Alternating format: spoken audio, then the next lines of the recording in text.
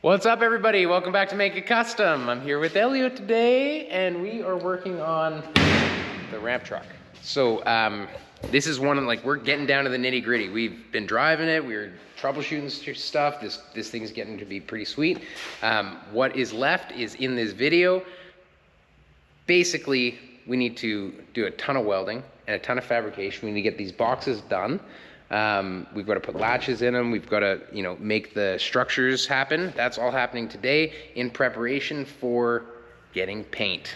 This thing's getting painted. This thing's getting full sandblast, sealed, primed, bodyworked, painted, the whole nine. That's all coming up also.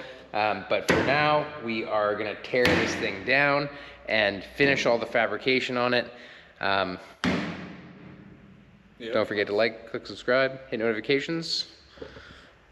Say hi to that guy if you ever see him around. Life with a Pepperoni on Instagram. I know you've been asking. That's him. Anyway, let's get into it.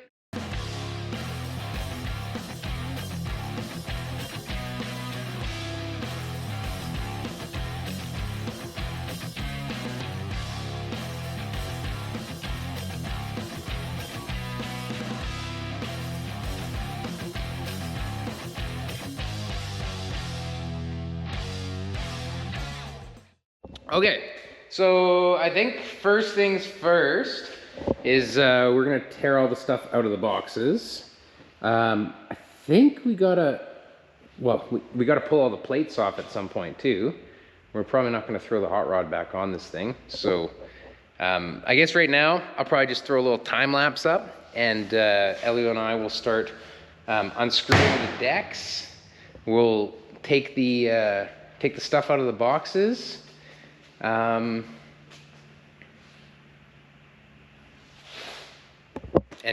start welding, and we're gonna full weld all this stuff. We're gonna have to weld around this.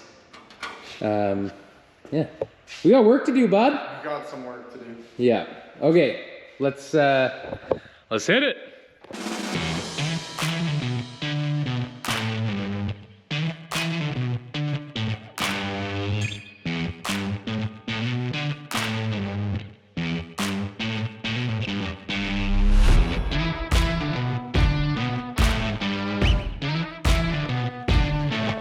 Well, we got the deck peeled off. Camera wasn't on, whatever. But here we go. Woo! Woo! What's next, Elio? We're gonna start on the sides. We're gonna hit all the edges in, and then start welding. Yeah, that's pretty much it. Is all these edges here? We could just use sealer, but I mean, I don't know. That's the other thing, is that the dude suggested sealer, but let's hit them all in first. Yeah. Maybe we'll just end up stitching them a little bit, but I just don't want to warp them. I guess it's not going to warp because it's got like spot welds all the way down it. Yeah, if we TIG weld, it's not gonna warp. Yeah, 16 gauge. Yeah. I don't know. I've TIG welded 16 gauge. It's definitely warped before, but like here, there's. Yeah, it shouldn't. Yeah. Shouldn't. What kind of sealer would we use? Like a seam sealer? I don't know. It's like the guys at the shop said to do that. Anyway, we'll figure it out. That's next. I'm gonna do a bit of a shop cleanup too, get us organized, and then we'll just keep banging on this thing.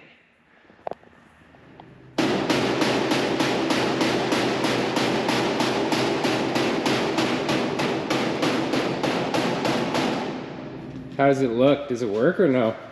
It's pretty thick stuff, so it's gonna be tough bending that edge. Try that top edge there so I can see.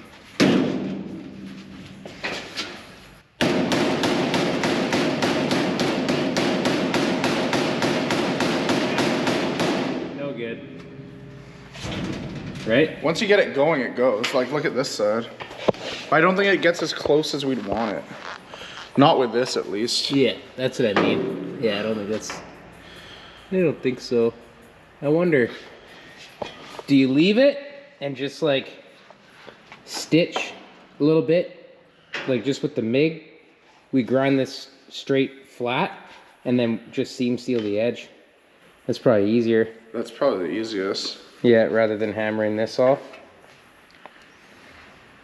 Now you're gonna have to hammer that back. Should we try with a mother tucker? I don't think so. It's gonna make a mess, man, because it's such a rounded head. Yeah. Like if you used like a flat, Do you have any? like body hammer? Yeah. A body hammer would roll that all the way over. But I'm just thinking like, I'm trying to save us from fucking doing that much work. That might be too much. Let's grind these flat because I see that this is a little proud. Yeah. Right, that lip here, that's a little bit up. Yeah. So if you use like a angle grinder with the backing pad, yeah, and the 36 grit or whatever, just flatten that off, and then zap with the 110 MIG, just like, you know, a bit, like little stitches, half-inch yeah, stitch, just, and then we'll grind that. It'll be smooth. We can like seam seal in between, and then that way too, like this is straight, it's dead flat. We're not gonna have a wobbly rounded radius that we have to grind completely, you know? What we could use is like panel bond. If we just panel bonded the whole edge, that would finish it. Or like something similar, like... Yeah, like seam sealer.